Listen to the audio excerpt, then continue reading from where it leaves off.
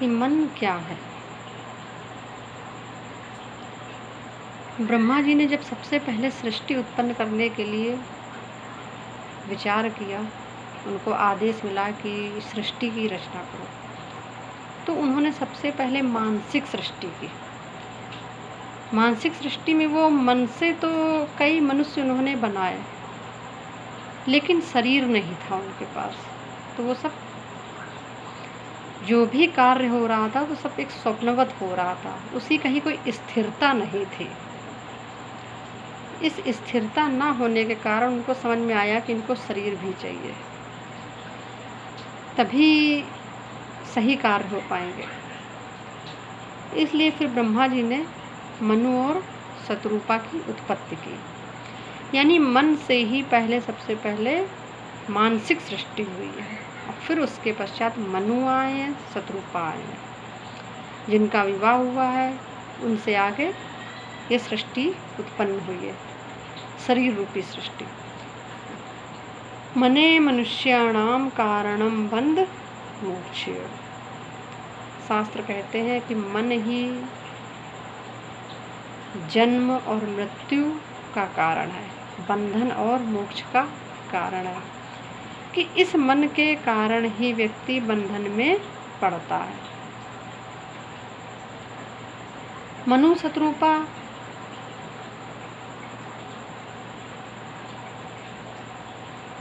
शतरूपा का मतलब है कि जिसने 100 रूप बनाए और मन से विवाह किया, यानी कि उसने कई रूप बना करके मनु के साथ भोग किया, तब जा करके ये सृष्टि बनी, इस संसार की रचना हुई।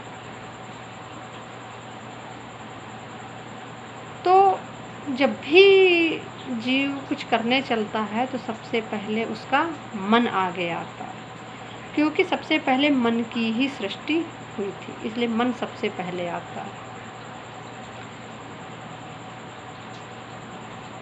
अगर मन से किसी कार्य को किया जाए तो उस कार्य में 100% जीत सुनिश्चित होती है। अगर मन से कार्य नहीं किया है तो कार्य हो ही नहीं सकता, कार्य भी नहीं होगा। यहाँ तक कि लोग कह देते हैं कि मेरा मन नहीं है इस काम को करने का, मैं इस कार्य को नहीं कर पाऊँगा, मन ही नहीं करने का। तो मन हमारे सभी स्थूल और सूक्ष्म कार्यों का प्रतिनिधित्व करता है। मन को जबकि जड़ कहा गया है, मन को जड़ कहा गया कि मन ये जड़ की तरह है। तो ये जड़ अगर है तो ये अपने आप ना देख सकती है, ना चल सकती है, ना कोई कार्य कर सकती, क्योंकि जड़ है, चेतना नहीं है। इसको चेतना के लिए इसको शरीर चाहिए, इसीलिए सबसे पहले मन आया और मन के बाद शरीर रूपी मनु और शतरूपा आया। तो जो चेतना के लिए जब इसको शरीर मिल जाता है, मन के साथ जब आप कर्म भी कर लेते हैं प्रेम पूर्वक, तो कार्य सफल हो जाता है, सिद्ध हो जाता है। मन रहता कहाँ है? तो ये मन हृदय में रहता है। कहते हैं कि मन नहीं है, दिल नहीं है, ये दिल कर रहा काम करने का, दिल कर रहा। तो जब कोई कार्य आप मन से करते हैं, दिल से करते हैं, प्रेम से करते हैं, तो निश्चय ही सफल होते हैं, सक्सेस होते हैं। तो मन ये हृदय में रहता है और मन ये जड़ है। चेतना के साथ ये हमेशा संयुक्त होता है, यानी शरीर के साथ, आत्मा के साथ। और यह मन कभी मरता नहीं है। बड़े ही आश्चर्यजनक चीज़ है कि मन कभी नहीं मरता। चाहे आप 100 वर्ष के बुढ़े हो जाएं, 80 वर्ष के हो जाएं, कितने भी रोगी हों, लेकिन बढ़िया लजीज पकवान खाने की इच्छा बनी रहती है, भोगों की इच्छा बनी रहती है। कहते हैं कि दिल तो अभी बच्चा, क्योंकि मन कभी नहीं मरता है, मन कभी नहीं बूढ़ा होता है। और मन में ऐसे ये प्रबल संस्कार जमे होते हैं कि उन्हीं संस्कारों के वशीभूत होकर के ही कार्य करता है। मन एक जमीन की भांति है जिसमें चेतना आकर के वृक्ष को रूप देती है। तो अगर उस मन में गलत संस्कार पड़े हुए हैं तो निश्चय ही वो संस्कार जीवन भर पीछा नहीं छोड़ते हैं और उन्हीं संस्कारों के वशीभूत होकर के आगे जीव गलत कार्य कर बैठता है, पाप कर बैठता है, अनाचार कर बैठता है। तभी कहते हैं कि इस मन को सत्कर्म में लगाओ। तो इस जो संस्कार इस मन में ऊपर होते हैं, प्रेजेंट टाइम के होते हैं, पता चला आप प्रेजेंट में बहुत भक्ति कर रहे हैं, सत्संग कर रहे हैं, कीर्तन कर रहे हैं, भगवान में ध्यान लगाएं, सदाचार पूर्वक रह रहे हैं, तो पुराने जो पाप के संस्कार अगर पड़े हुए हैं, अगर आपने इसके बावजूद भी लगातार निरंतर सत्संग नहीं दिया तो पुराने संस्कार फिर से उग आएंगे। थोड़ा भी गैप मिल गया, समय मिल गया तो यही संस्कार, यही मन हर जन्म में शरीर के साथ, आत्मा के साथ ट्रांसफ़र हो जाता है।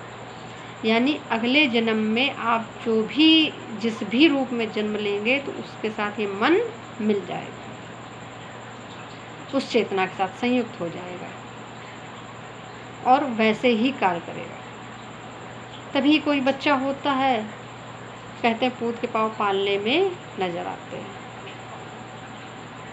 छोटे बच्चे के कार्य से, व्यवहार से, आचरण से बहुत कुछ पता लग जाता है। कोई होते हैं प्रारंभ से ही भक्ति कर रहे होते हैं, कोई भक्ति नहीं समझ में आती है, धृष्टता ही करते, उद्दंडता ही करते हैं, बदमाशी ही करते हैं। तो जिस प्रकार जमीन में जो भी बीज डाला जाता है वो ही वृक्ष उगता है, उसी प्रकार से इसमें भी, इस मन में भी जैसा भी बीज पड़ेगा, जो बीज ऊपर का बीज होगा, हाल ही का बीज, वो ही बीज जो है कार्य करेगा। अगर ऊपर वाले बीज आपने और नहीं डाले, लगातार इसमें आपने बुआई नहीं करी, खाद नहीं डाली, पानी नहीं डाली, कोई फसल नहीं उगाई, तो निश्चय ही जो पुराने बीज पड़े हुए हैं वो जमना प्रारंभ कर देंगे। जैसे कि अगर कोई भूमि पड़ी है तो उसमें आप अगर बीज ना डालें, फसल ना बोएं तो खरपतवार निकल आती है, घास झाड़ी निकल आती है। उसी प्रकार से ये मन है और यह गुण, यह संस्कार, यह मन अगले जन्म में, हर जन्म में ट्रांसफ़र हो जाते। व्यक्ति उन्हीं गुणों के साथ फिर से उसको जीना पड़ता है। इसीलिए कहा जाता है कि ये मन को बुद्धि रूपी लगाम के द्वारा पकड़ के रखना चाहिए, इसको सत्कार्यों में लगाना चाहिए। ये जड़ है तो इसको खाद पानी की आवश्यकता पड़ती है। इसीलिए इस मन की स्थिति कही गई कि जैसा खाओ अन्न वैसा बने मन, यानी जो खाद पानी आप दे रहे हैं वैसा ही मन बनता चला जाएगा। इस मन की ऐसी स्थिति है। एक छोटी सी कहानी याद आ रही है, सुनाते हैं। एक लड़का था, उसको नौकरी की आवश्यकता थी, काम की आवश्यकता थी, काम वो ढूंढ रहा था। तभी एक सेठ जी की दुकान पे पहुंचता है, उनसे कहता है कि मुझे अपने आप काम में रख लीजिए।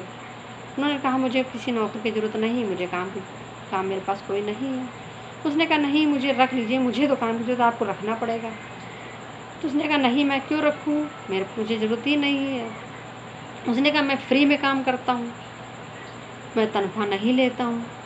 सेठ ने कहा, सुना कि जब फ्री में काम करता है, सोचा कि मुफ्त का नौकर मिल रहा है, चलो रख लेते। उसने कहा ठीक है। उस लड़के को नौकरी पे रख लिया। अब वो उस लड़के को सेठ जो भी काम देता वो तुरंत ही वो काम करके ला देता, पूरा कर देता काम। सेठ दिन भर सारे अपने बही खाता, झाड़ू पोछा, बर्तन, घर का काम, सब काम करवाने लगा। अब वो तनख्वाह भी नहीं लेता था लड़का और काम भी चकाचक करता था, 100% पूरा काम, निरंतर, बिना कुछ आराम किए, बिना आराम किए काम करता था। सेठ परेशान हो गया। 1 हफ्ता, 10 दिन, 15 दिन, 20 दिन हो गए। अब सेठ के पास कोई काम ही ना बचे, सारे काम ख़त्म। अब वो काम दे तो दे, अगर वो सेठ से कहे कि मुझे काम दीजिए सेठ का अब तो कोई काम बचा नहीं है।